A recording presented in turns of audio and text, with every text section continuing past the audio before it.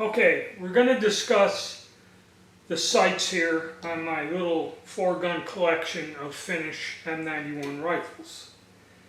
Now, 2 of these have Russian-made barrels. One is a Westinghouse with a US-made barrel, and the last one we got was a rework of Tiki. It has a Tiki barrel from 1944.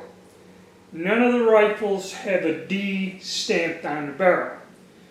Probably the reason is the original 3 here are foreign-made barrels from prior to World War I. And the rework from 44 or 42 has a new barrel on there, but no D stamp.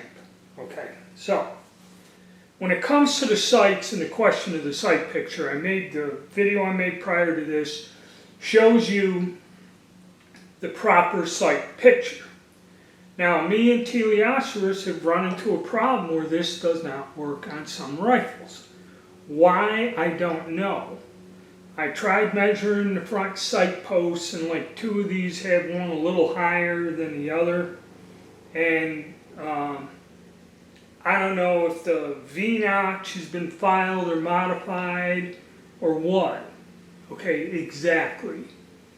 But 2 of these 4 guns use the correct sight picture and are on at 100 yards.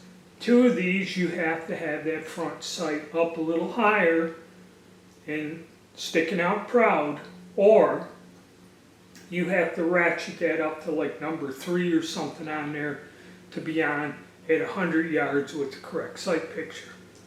Okay, again, I don't understand it, but it does happen. That's the thing about these military guns. You don't know how they've been modified, changed, or anything, or where they've been for the past 100 and some odd years, okay? So it's difficult. So what I found, okay, Westinghouse original barrel. I believe this one was counterbored. These sights work just as they should. You line them up, get the correct sight picture, you're on. Okay.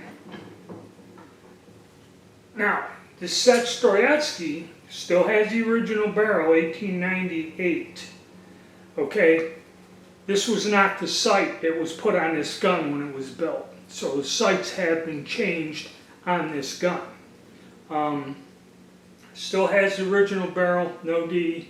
This one is the one that, like I said, you would have to run this up, this rear sight up to 3 or something to use the actual correct sight picture. So, like I said, I don't know the reason why. Okay, so this one had a problem. Now this one here is a Tula 1914. And again, this one has to be slightly sticking up. That's why I kind of painted this just a little bit. And then it's on. And shoots well. And last but least, when I took out this 1942 rebarrel by Tiki 91, this particular gun shoots right on, okay? And like I mentioned in the video about it, the barrel is extremely tight. It did not shoot that 7.62 by 54 military ammo with 311 bullet very well.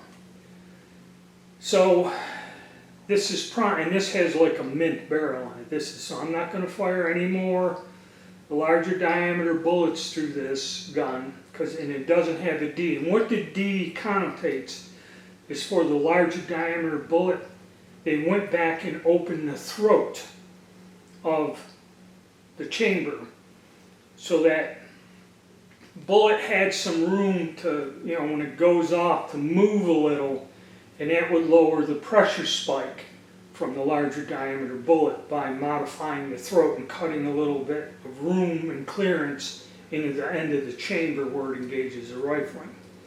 This doesn't have this, and the Finns themselves recommend you do not fire the larger diameter bullet in your rifles, you know, post 91s if they're not marked.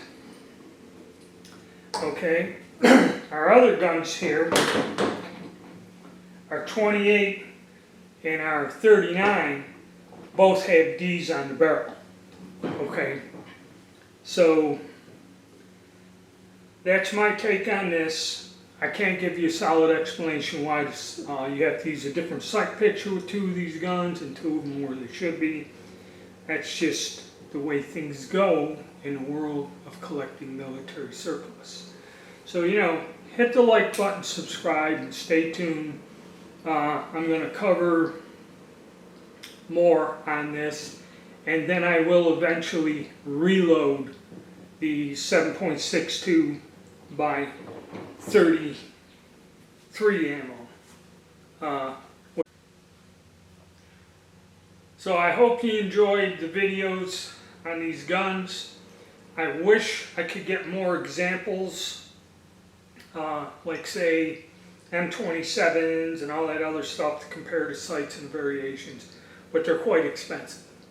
But I will look around local auctions, and if I find some deals, I may add some more Finnish guns to the collection, and we can make some more videos about them. Alright, thank you.